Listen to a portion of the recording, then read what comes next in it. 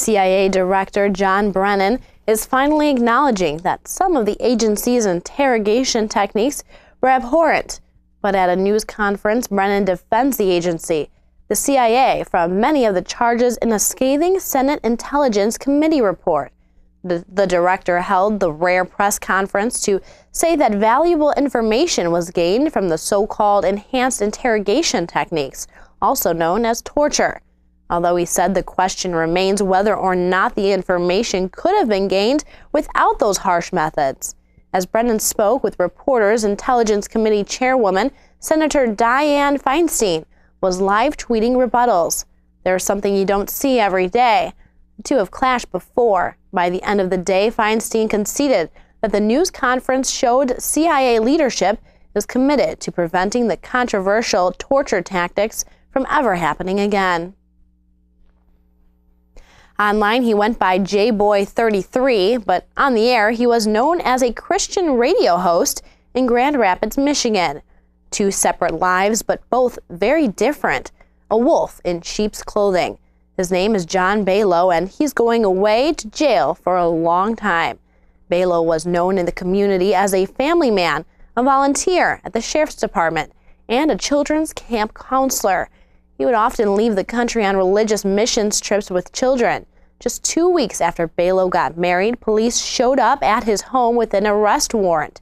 Investigators suspected Balo of child pornography when they found online records where he referred to young boys as sexy, young, and with sweet bodies. Balo and his now divorced wife are expecting a child of their own. When police came to Balo's home, they found him with a 12-year-old boy who had been sold to him through another online sex predator. What investigators found next was extremely disturbing.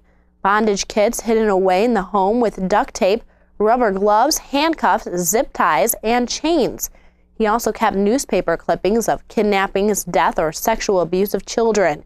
He even kept his own private obituary file for children mixed in with child pornography videos.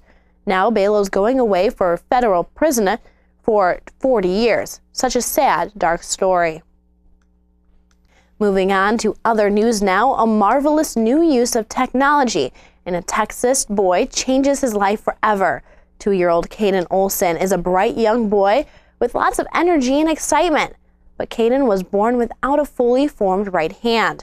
A condition called amniotic band syndrome left him with just part of one finger on that hand. Every day, Caden's mom drops him off at daycare just across the street from Brenham High School. Enter technology. The school's computer science lab has a $1,500 3D printer that can make all sorts of complex machinery.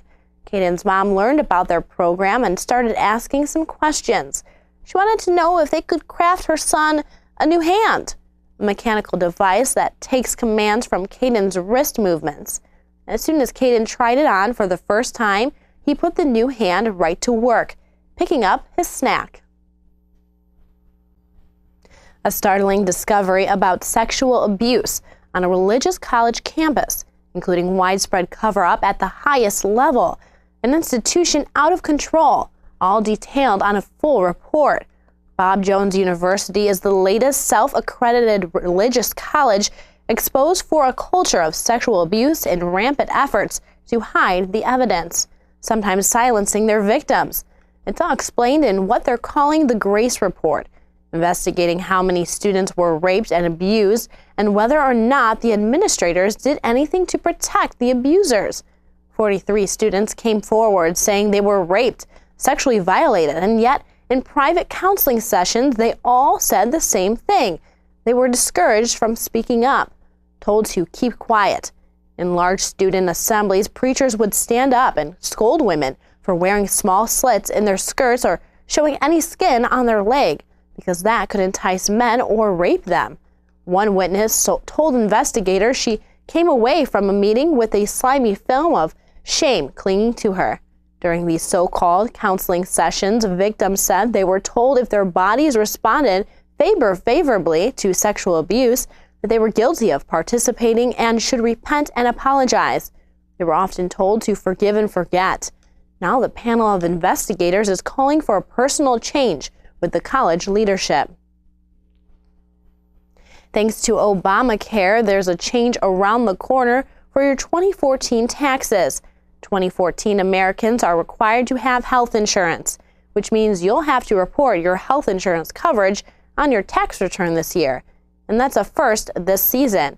Many privately owned tax software companies have already set up new questions and additions to their easy-to-use computer tax programs.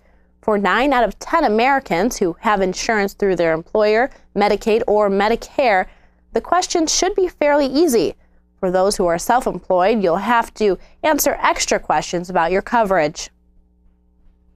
The guy found scaling the fence at the White House is found competent to stand trial. That, according to U.S. Judge Rosemary Collyer. In a hearing, she disclosed the findings from a psychiatric report. 42-year-old Omar Gonzalez, an Army veteran from Texas, pleaded not guilty to the latest set of charges leveled against him. He's accused of unlawfully entering a restricted building carrying a deadly weapon, which is a federal charge. He also faces 2 violations of District of Columbia law, carrying a dangerous weapon outside a home or business, and unlawful possession of ammunition. Just when you thought Bitcoin was on the decline, Microsoft shows up. The company, known for being late to the game at times, is announcing plans to allow shoppers to use Bitcoin to buy games, apps, and other stuff through its online Windows and Xbox stores. In a blog post, the company executive says the use of digital currencies like Bitcoin is growing beyond the early enthusiasts. Microsoft teaming up with a virtual payment company called BitPay, which calls this the best endorsement to date for Bitcoin. Bitcoin is a virtual currency traded online but not backed by any government. Incidentally, it's a big week for Microsoft as the company takes over ExxonMobil as the second largest public company by market cap, all because of the recent drop in oil. Microsoft inches one step closer to the largest company in the world, Apple.